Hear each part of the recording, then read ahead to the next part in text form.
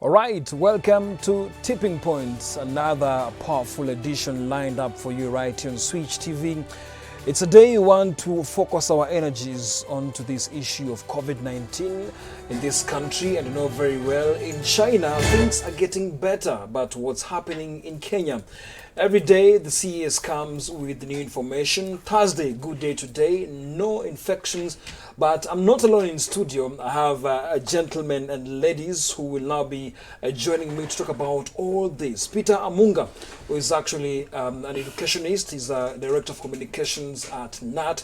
And of course, we have, that is Jackie Nyaberi, public health officer, who is with us here, and of course, Beatrice Marshall, a CGTN global anchor, and Robert Soing, who is a sports enthusiast, of course, a former sports editor, former sports anchor way back, and of course, a sports stakeholder in this country.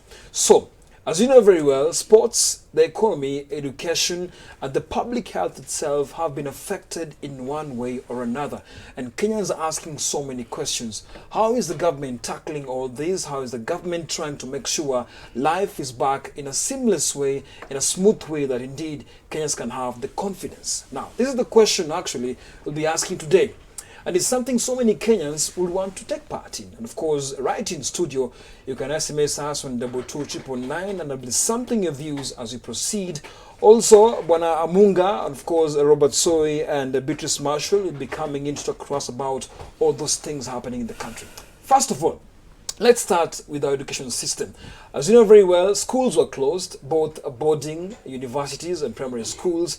But again, a new directive came on board saying that all students, all pupils will now be engaging in the digital platform. But will this work countrywide? And that's when I'm engaging the Director of Communications, Kenya National Union of Teachers, Peter Amunga, here with us. Now, Peter Amunga, good to see you today again. Yeah. And of course, the biggest question today many Kenyans are asking, yes, it was a good measure, but look at the situation the country is going on through. Digital education in this country, the laptop days did not really bear fruit. But look, we've seen so many international schools proceeding very well, seamlessly. What about the kid seated somewhere in Turkana? The public schools, that's the whole question.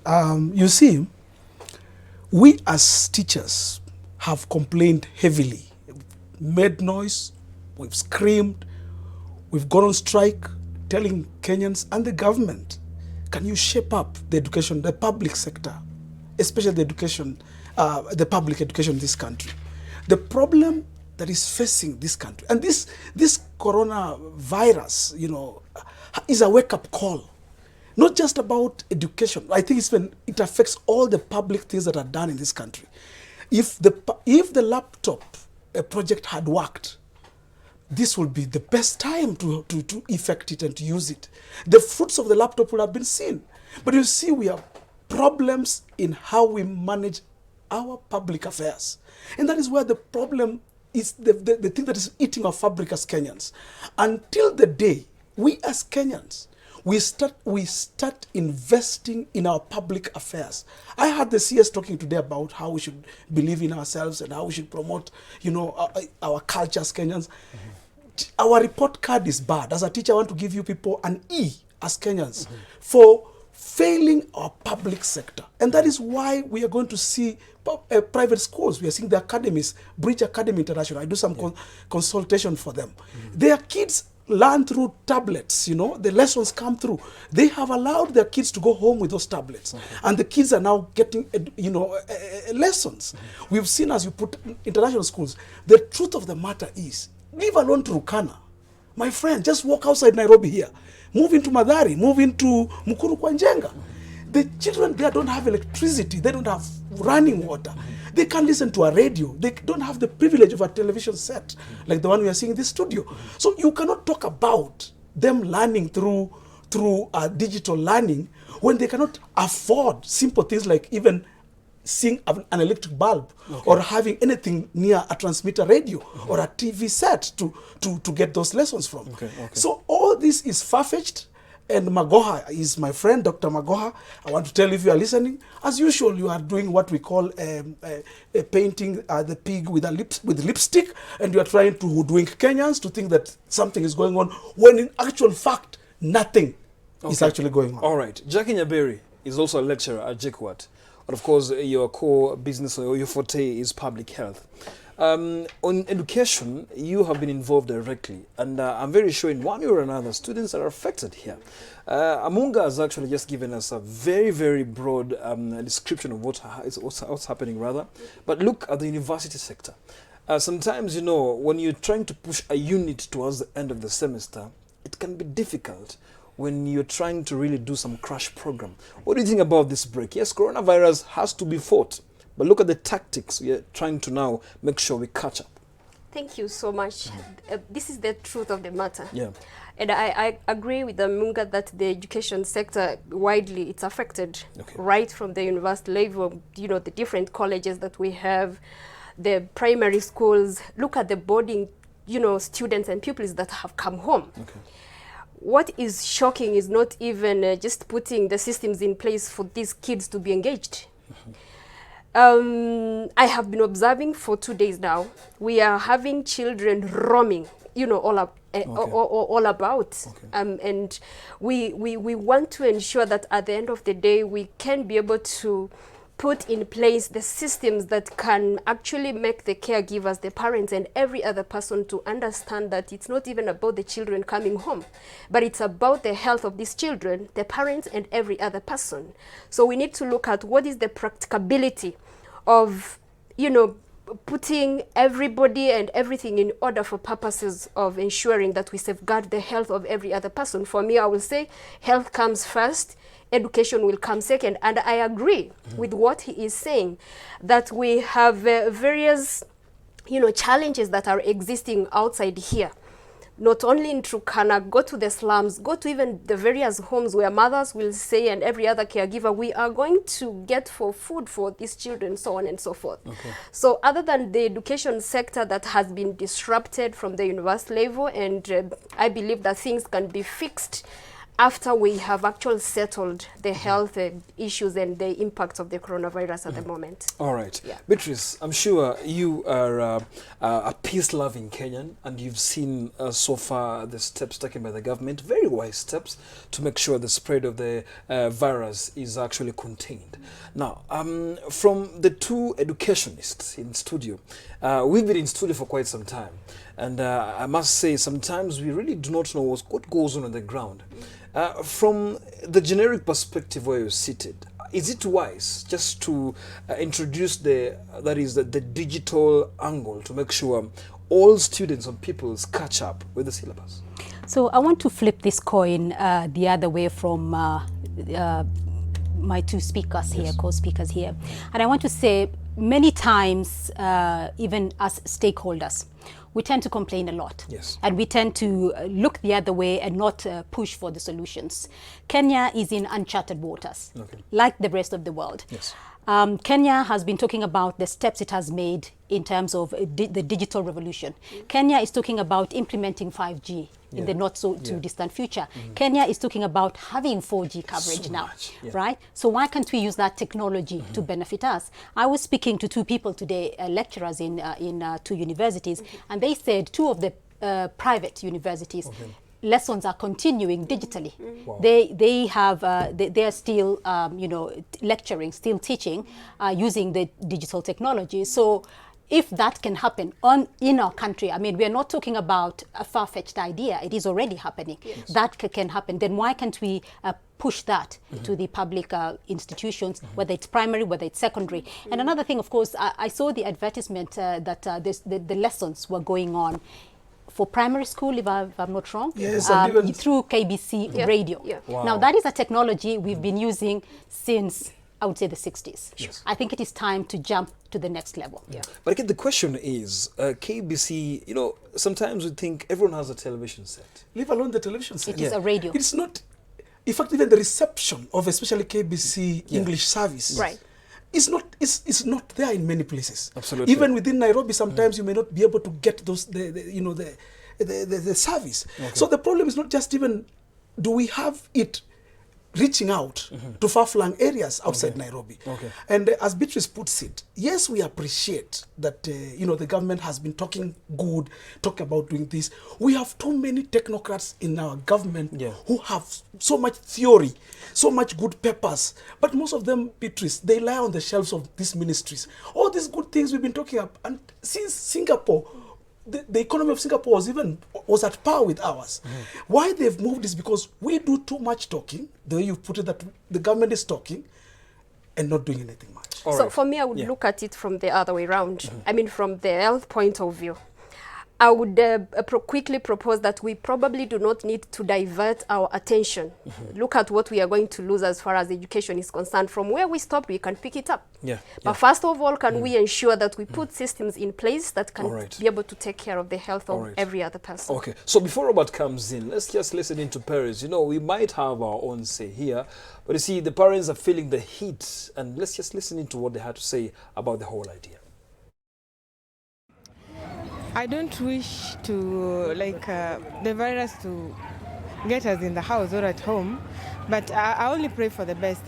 And as a parent, to be sincere, I don't think I'm also prepared as an individual. So it's really hard on us. Because now it's not a question of anybody following them up to follow the instructions. They know all the time they must wash their hands. Number two, they should keep their hands from the eyes. And number three, they should avoid gatherings. Well, that's the opinion. It's a basic generic opinion by the teachers, the parents. But now, Robert, as a peace-loving Kenyan, this is something that is a national issue. You see, when you tell peoples to follow up curriculum, and in national radio, it's something that we might kind of debate. It's a tug of war here. Do you think everyone can access, not only the radio even, Peter Amunga said the network itself, receiving even the net, it's a problem. Like our priorities, what do you think about this? I think it's quite interesting to, first of all, understand that you're actually in a virtual war. You're fighting a pandemic that is at your doorstep, and you don't even know who your enemy is. Okay. So if we want to go back to what education systems were before, and we are saying we used to have radio lessons, and the government never thought anything like this will happen soon, then it's here. So what do we do about it right now? Sure. Do we go back to radio stations? Do we go back to online schooling? Because I know Kenyans are very traditional. They have to be in class to study and graduate and do all that pomp and color. The issue here is very simple, that the government has to make sure they mitigate these issues early, just focused. And you get to know there could be something that would harm its citizens. Yes. So look at all the options. Very simple. If it's education, yes. You want me to talk about football? Nobody's going to go to the stadium. Yes. Pay a seasonal ticket to watch what? It's true that. Huh? What are you going to watch? I mean, everyone else has been told don't crowd. Don't go to crowds. Don't attend a match. Don't go under. E10 today is dead. Athletes will not run together. Boxers will not train together. There's too much sweat, and they've said all that. Okay.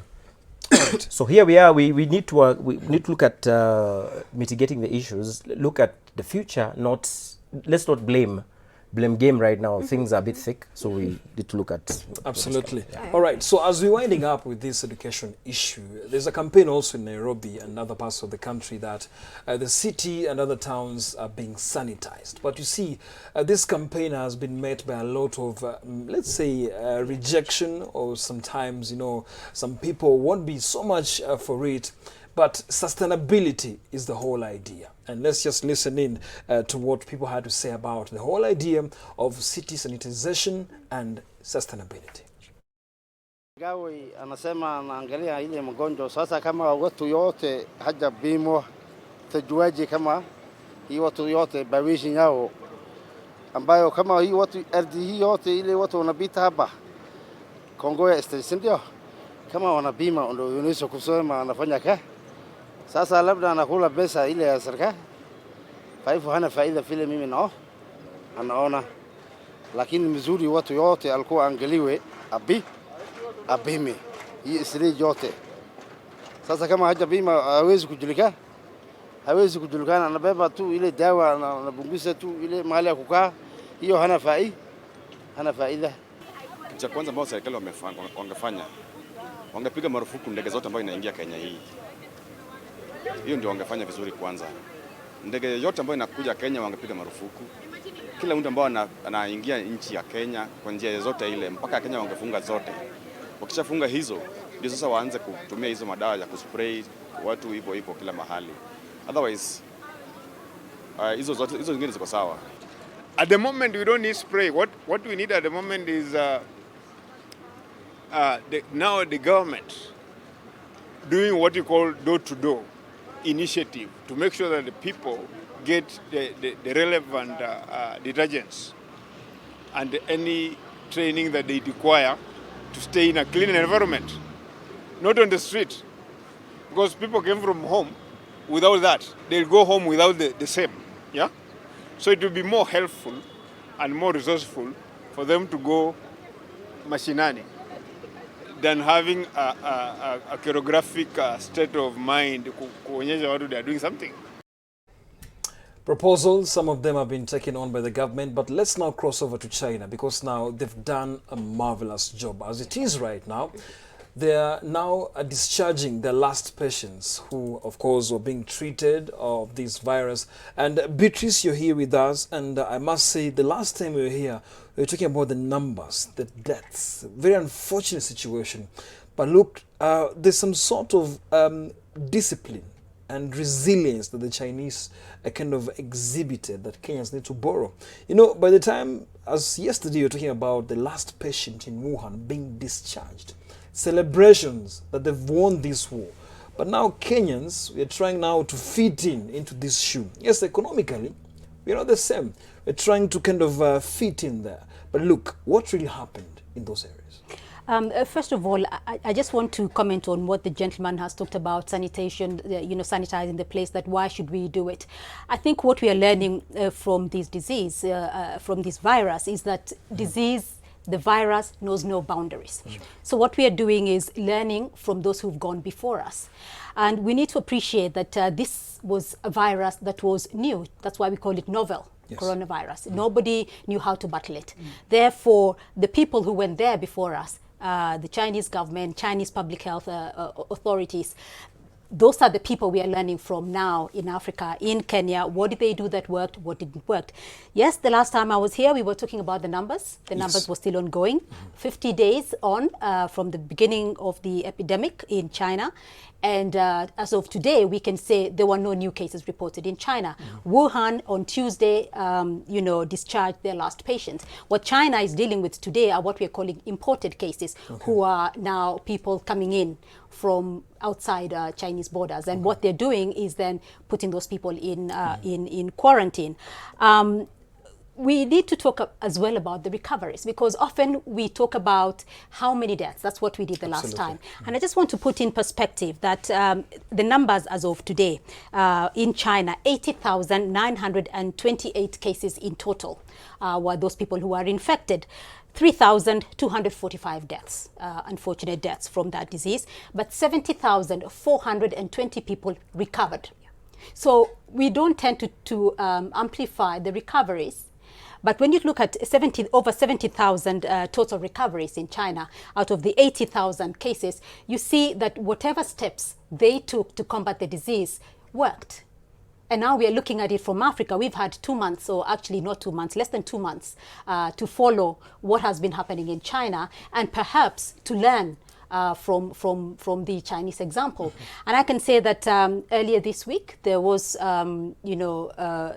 the Chinese public health officials had a teleconference with the African public health officials to give them ideas on how they can control the disease. So there is a little bit of back and forth in terms of the learning experience of how we can control it. I'm not a diplomat.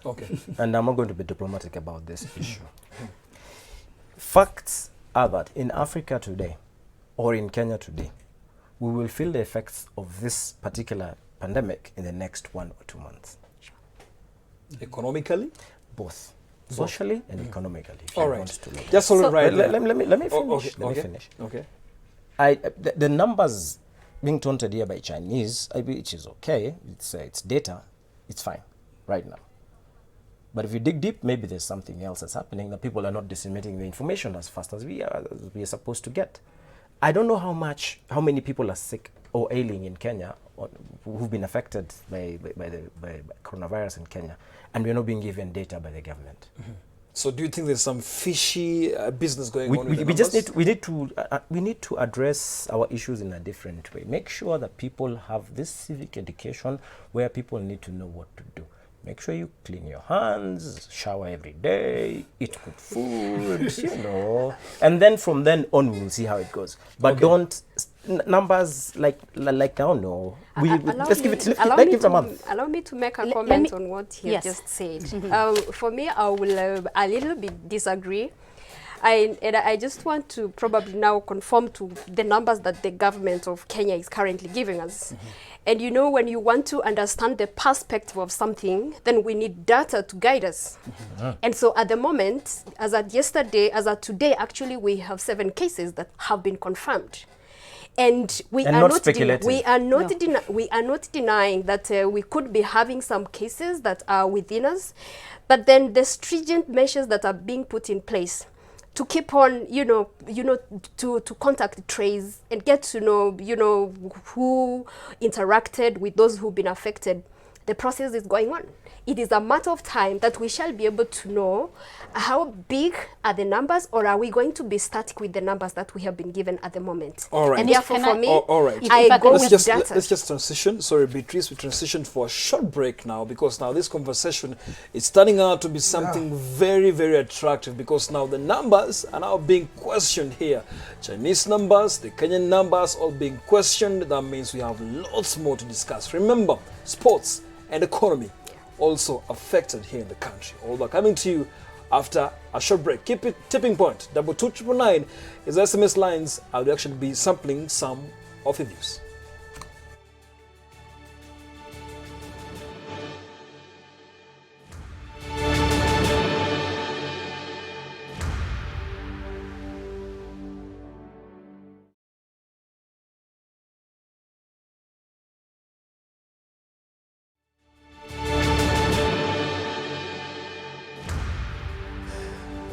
So you think this is propaganda? I think that's what Robert was saying. I think I should stick with data from the Ministry of Health. Okay. Yeah. Okay. Interesting. I don't mind. All right. It's hot right now. It's hot right now. I would stick with that data for now. Okay. But I can tell you for sure the impact in the next 1 month, and I'm not being malicious. All right. Could be felt differently. Please, all right. Let me just sample some of your SMSs, and on Twitter, some of you are saying we are not observing the social distancing. Trust me, we're okay. We are very safe here in studio. We're not hugging each other. We're not hugging each other. We're actually just having a conversation. Sami Danzel says China worked very hard to contain the virus. We should work harder to and desist from begging. Right. All right. Another person here, I can just mention your name. Honesty Odi says, working from home is a big challenge, I swear. I don't know what made you maybe think that. Maybe at Hamko 1 meter away, as I've mentioned. Guys, we're trying to really kind of just observe this. But now, let's look at the issue we're discussing right here. Because now the figures are trying to prove that indeed maybe propaganda is being initiated, but we'll go back to Robert. Robert, you're trying to push an agenda here about Wuhan, the epicenter of all this issue. And I'll let you proceed. Yeah, I'm just saying the epicenter of the pandemic itself has registered very low numbers. And in Africa, we are panicking. So I'm just wondering why we have numbers deteriorating on the other side, and in Africa, we've decided we are going to deal with a couple of issues. We are only 10 who are sick. Okay. So right. who's giving who information and what information? So if today we have Italians are really hit. I think the figure is between 35,713 of Italians, and we are saying the epicenter is in China. Then we are saying in Africa today, Kenya has recorded a couple of numbers. Are we being given the right numbers? Yes. All right. Wait, let me finish. Okay. And are we going to sort it out? How? Before you answer that, okay, let me bring some points to Robert's analysis here. First of all, the numbers that we get in our office are numbers from the World Health Organization.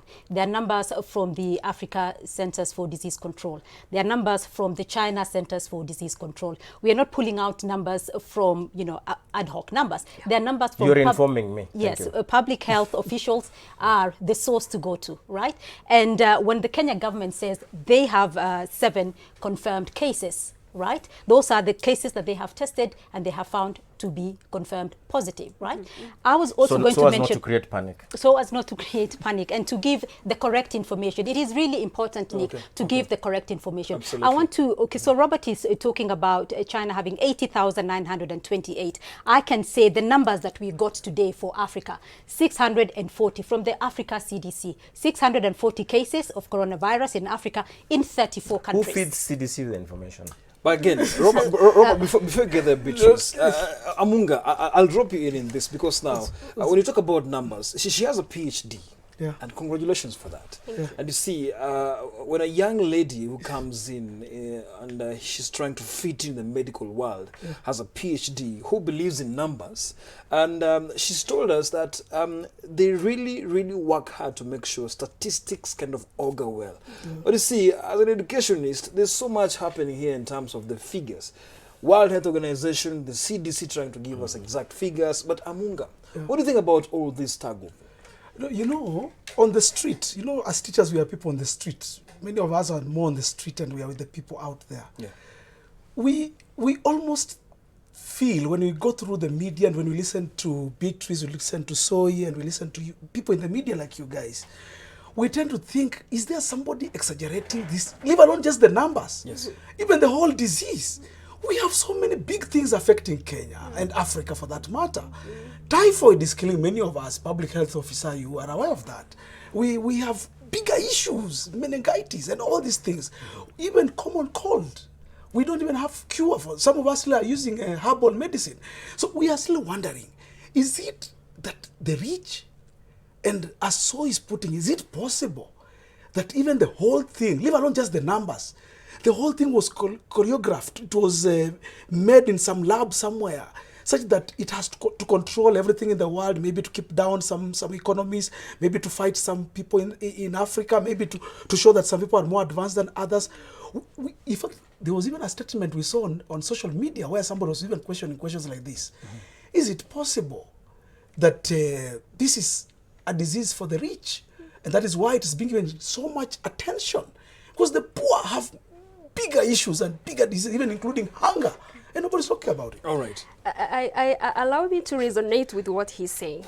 And I agree with the way he's thinking in a very common way, and that's how people are thinking outside here.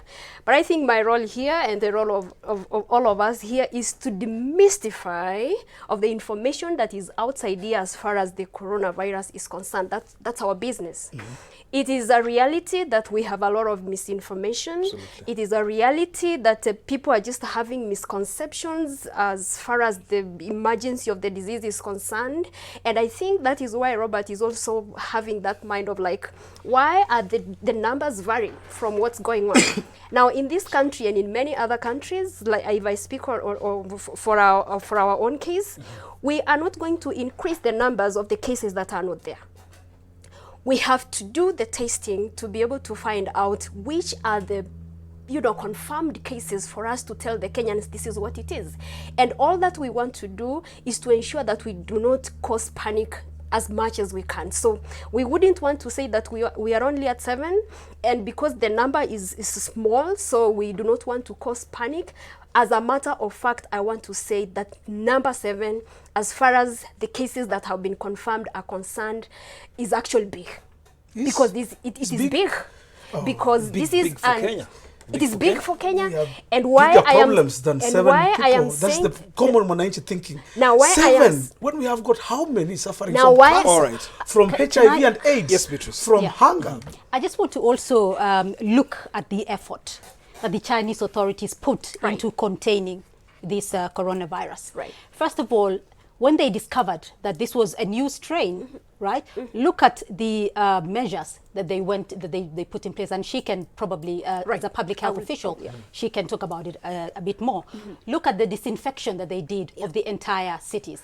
Look at the Wuhan, for instance, is a city of 11 million people, right?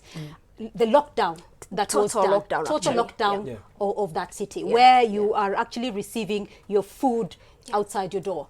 Look at the way that the public health officials were going door to door, testing, checking people, checking the conditions of everybody. Look at the way they built 15 new hospitals just to cater for this disease. So they built temporary hospitals. They set up temporary structures. Look at the way they built a hospital within 10 days. Within 10 days, and built a second one shortly after. And that one was built according to the specifications of a previous virus that had happened, so that it did not contaminate, so that, you know, what they had learned from their previous SARS, I believe it was, what they learned from that situation. So if you look at the effort that was put into containing that virus, you also have to understand that they went all out. Now, allow me to just even make a Kenyans comment have done very well in addition terms to of what shutting he down has said. schools and making sure that universities are there's a shutdown, and people who are ailing will go into it's spaces we need.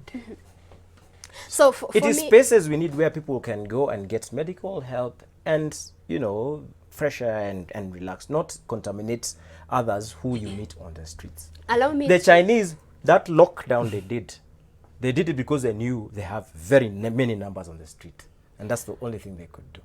Kenyans have done the same. They've shut down schools.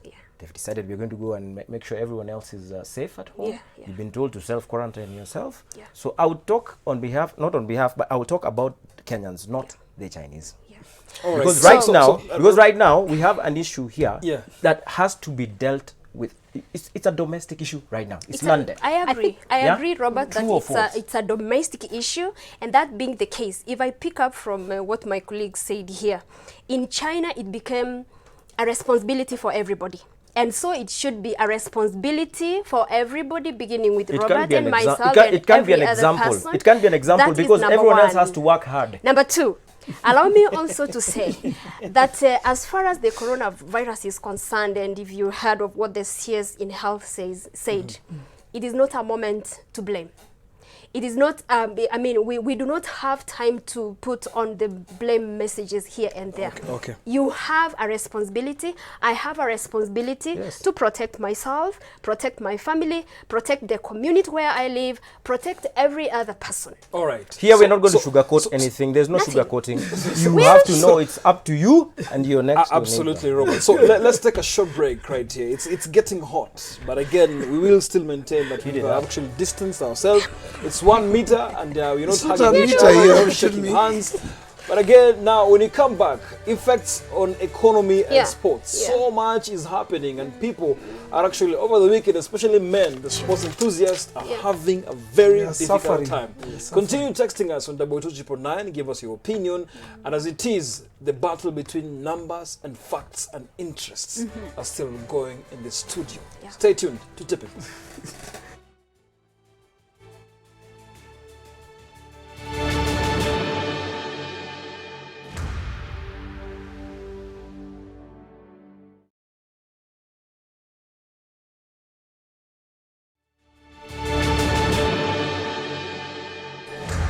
Right, welcome back to Tipping Point. And before we continue, I'll just sample some of the SMSs. You didn't mention your name, but your number ends with the 24.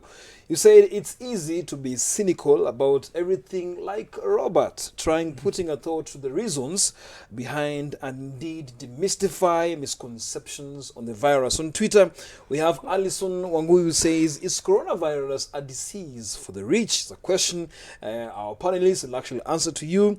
And of course, Denzel says that indeed we've struggled so much as Kenya. Coronavirus shouldn't shake us even more. That I think it has to go down to now personal responsibility.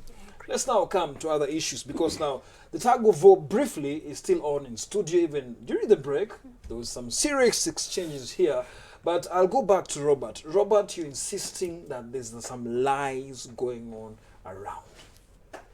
It's not really. Let's not look at it as lies. It's basically being diplomatic and telling people don't cause panic to your with your country. Tell people, you know what, we have 7 guys who are ailing, but ideally maybe you could have 14. I'm not saying they're there, and I'm not disputing the government figures. I'm just wondering about this sneeze. When you sneeze as a rich guy, you might be sneezing in your own car. When you sneeze as a guy who's hustling, you might be sneezing in a market or somewhere, yeah? So it has got nothing to do with rich and poor. We need to tackle this pandemic, you know, like head first. We need to know what it is and just give us facts. Let's move from there. Or Beatrice, on your part, you've had so many figures from the CDC, from the World Health Organization, and Jackie on the other side is supporting you big time in terms of just how information is actually relayed to the media and even the stakeholders who are trying to combat the virus. But look, Robert from the other side is saying that people should be kind of just told the truth about all this. When figures from WHO are kind of questioned, why do you think Kenyans will run to, or maybe the people infected around the globe will run to? Gutierrez has never been to Rongai. He doesn't know Rongai. This is why we have been trying to demystify this whole concept of misinformation and to bring forward the proper facts. And that is why every time you hear public health officials quoting, they're quoting credible sources, like the World Health Organizations. Like in Kenya, who have you seen addressing the public regarding this issue? It has been the Minister of Health, the Cabinet Secretary for Health. Why? Because he is in touch with the public health officials. He's in touch with the people behind the scene who are working to ensure that this outbreak does not grow bigger in Kenya. So public health officials in your own countries, World Health Organization, a credible international organization, African Centers for Disease Control, China Centers for Disease Control, US Centers for Disease Control. Those are the people who are following this new coronavirus. We have to be alive to the fact that up until January, not much was known about this disease. So we're all sort of like in uncharted waters. And who do we run to? We run to the credible sources, the people who have the facts, the people who are dealing with the facts on the ground. So Robert, let's look at sports, because now you understand English Premier League enthusiasts and sports in general globally. People have been affected, and directly players and coaches affected here. Now, when you talk about the English Premier League being pushed until the end of April 30, that is, do you think, even in terms of the business and revenue, I'm very sure the consistency has affected the whole situation. But look, the recovery methods, what do you think?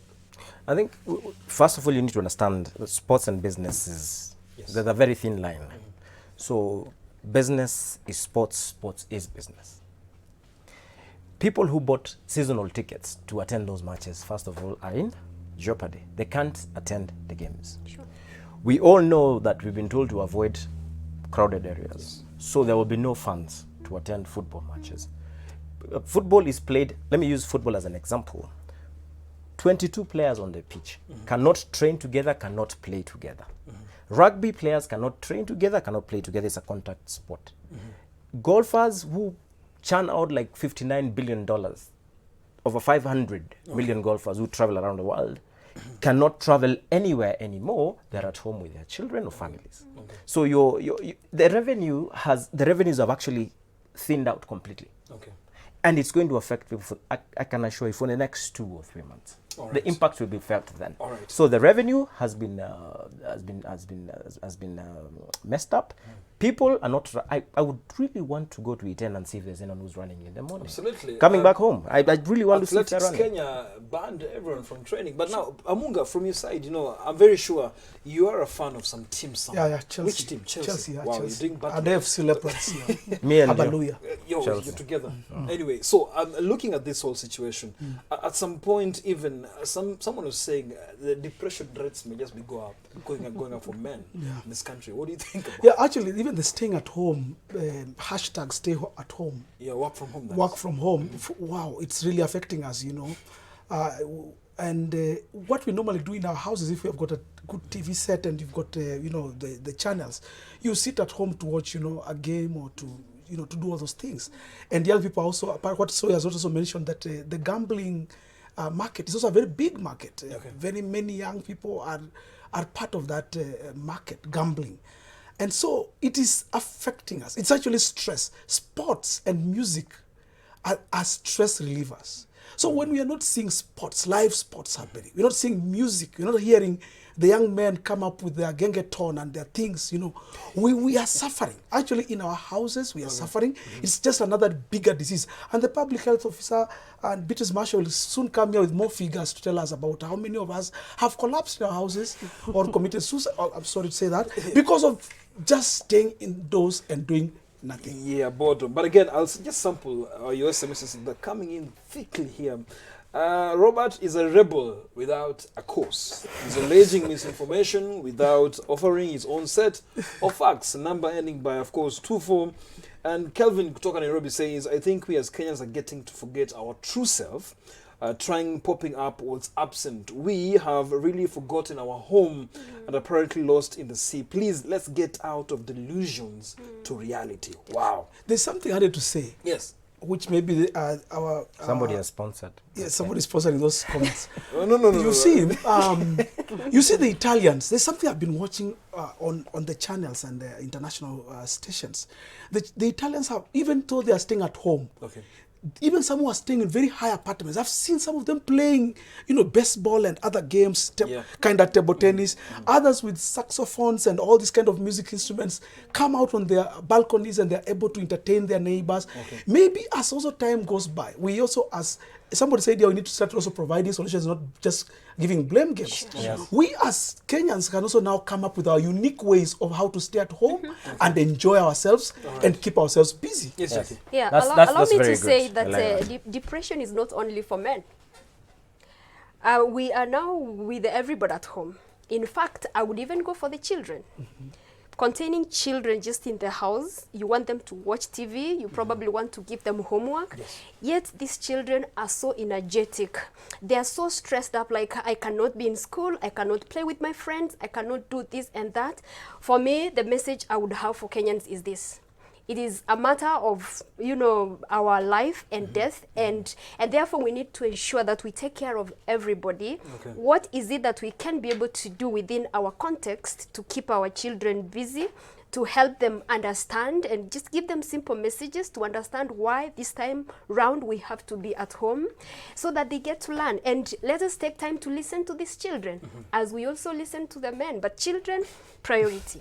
All right, so Beatrice, this is a situation where I think there must be discipline here. And, you know, our case study here is China. And I'll go back to China because by the time you're trying to say they're discharging last patients, that's hope already. They're giving us hope that one day, even in Kenya, we'll be discharging our last patients. Now look at discipline. When people are complaining about the market being closed because of the virus, there's something lacking over there. There's something lacking over there. It's gap. Economically, they are worrying, legitimately. But look, once the virus hits that market, do you think there's also some aspect of ignorance and some maybe the education, public education is lacking here? You know, I cannot, I have to recuse myself because I cannot talk on the mental state of everybody. But all I can say is what we have been told to do. And what we have been told to do is what has worked elsewhere. Let us follow what has worked elsewhere if we want to get back to work in another week or in another 2 weeks. As we talk today, we were talking about Wuhan being the epicenter about 50 days ago. Today we are talking about Europe being the epicenter of the coronavirus. We are talking about China no longer having any cases. Their cases are imported. We are talking about Africa. The majority, or if not all of our cases that have come into of the African cases are from Europe. So we are not going to be out of the woods as yet. So we know what has worked in other places. Could we adopt what has worked in other places to make it work for us? Because what do we want? We want all of us to recover. We want our economies to recover. I totally disagree with that. I do not want us to follow what those guys have been doing in this country. We need to make sure we put measures in place for such situations, now and in future. Don't wait for a virus to hit you so you react the way the Chinese are reacting, Robert, or the Europeans are reacting, or the Americans are reacting. Right. What for? So what are we running? What system the first thing you're agreeing is I am agreeing with you, and probably that's why he started by asking us the question, where is the problem? We need to understand our problems. Reevaluate and check out what the look problem at is. the level of ignorance. Absolutely. Look at the aspects of the status of, you know, the economic status. Looking at my child, and I'm supposed to be a mama mboga. I'm supposed to go and cut mboga and get a meal for my child. Look at the boda riders, what they have been talking about. I think it is important, and it is high time that we go and give public education and make everybody aware of the necessities that we need to put in place. Let me just sample some of the SMSs here. And of course, one Matthew Rangi says the numbers might not or might be accurate. It is the nature of pandemics, and but what should be a priority is prevention. Right. It's better than cure. So Mwananchi should be worried more about how they can stay safe, whether or not the numbers are 7 plus 7 Plus minus I 7. agree. 7. All right. Evan James from Mombasa, I fear the coronavirus cause hata sahi tumia manoti na mashilingi tunaponunua bidhaa. So there's still fear. But look, as you're winding up this show, we must get something, Robert. I understand you've been disagreeing so many things. Are we winding already? We are out of time, but still, as you're winding up, Robert, we're talking about Kenya. Right now we have a problem. Chinese are sorting out the issues. Right now, someone has said doesn't care the numbers. They don't care about the numbers. They care about how should we prevent. The preventive measures. The measures, absolutely. The public health officer here, Robert. Now, looking at this, do you think we should focus on the politics of numbers or trying to sort out our mess? Like they say, prevention is better than the cure. Okay. You're damn done. Are you done? Now he agrees with us. But Beatrice wanted to say something. Yeah, Beatrice, you have to say something. You know, I wanted to say, like, if this is something new that we haven't dealt with before, if there are measures elsewhere that have worked, why wouldn't we adopt those measures? So Because allow what me will, to what will allow me allow just us to wait, say- what will stop us from adopting some of those measures is our economy, our type of economy, our type of people, and our type of leaders. The political leadership in this country is not the type you'll find in China or in Japan or in Germany. Our problem is unique. Michael Joseph of Safaricom said something about Kenyans. We have peculiar habits, and our peculiar habits need peculiar solutions. So whatever solutions that Japanese or Chinese may have may not work with a peculiar people like Kenyans. Safaricom had to come up with a peculiar way to meet our needs of calling habits. So even these things we're talking about, like coronavirus and whatever, we may need a peculiar solution. And that solution will not come from China. Okay. It may be a homegrown solution. allow me It may to- be a solution Yes, that Jake. comes from Allow the me- universities, which my sister teaches. Unfortunately, our universities, just like primary schools, can close in times of need when we are in need like now. So- But if our universities were doing research and were allowed to work, they should be telling us a unique solution that can work for the boda, for the mama mboga, and for the professional like us who are in this studio. Okay. So I just want to reiterate what he has said. Yes, the universities have closed, Yeah, and I like want to primary confirm that schools. research has not stopped. It is not only the universities that do research. You will actually find that most of the university researchers are probably in some of the research centers that we have, like in Cambridge, and research is going on. Okay. And that is how we get to learn from what is happening every other day. That's point number one. Okay. As Point we wind number up, two, I would want to say that it is very important that we keep on telling Kenyans that we will still learn from what has happened. Okay. In China and in other places. Actually, we are better off because now we know the do's and the don'ts. Initially, we didn't know like how are the symptoms like, but now I know if I have very high fever, if I have cough, if I have I'm sneezing, if I am I'm having the How does the difficulties that when I'm broke? I'm When I'm having broke, I have difficulties those kind of things. in breathing, and probably the interactions that I have been having, that is a reason as to why Okay. I need to All call right. the numbers All that right. we have been given, and at the same time Okay. seek quick medical attention. Beatrice, your last Actualize, sentence. actualize the research and move it to development. We are always on the research. Yes, and give us a solution. Beatrice, your last Homegrown sentence. And we should my have final solutions. comments are on Homegrown solution. demystifying the Our virus, doctors in the universities, most of of them, which they I'm talk sure a lot. I'm Yes. sure the public health official Yes, too will much. say in her They talk final too much. comment what this virus is about, because I think the gentleman at the end they actually asked Amunga, Mr. Amunga, actually asked what is it about this disease that is causing so much fear. I will leave that to the public health officials. right, all right. What I was only going to say is there is a lot of research that has been put out there. We are looking at the success of the Chinese situation in controlling the epidemic. Okay. And we know that Africa or be it Kenya, or be it whichever country can overcome this epidemic. All right. Let's stand in solidarity. Thank you so much for joining us today for your British or the SMSs. Chinese? Yeah, and Robert, you have something to say? I'm asking, Public health. solidarity with who? The Chinese the or the world, British? with the The world. lady can say one word. Allow me to quick give one. final word. Quick one, And just yeah. say, just like he's confused and, or rather, Confused. I'm thinking, he still wants to know common what is mwananchi, this virus yeah. all about. Yes. As a common mwananchi, is also yes, thinking. yes. Yeah. Point number one. The data that we have is as it is. Yes. We do not want to cause any panic. Coronavirus is not common cold.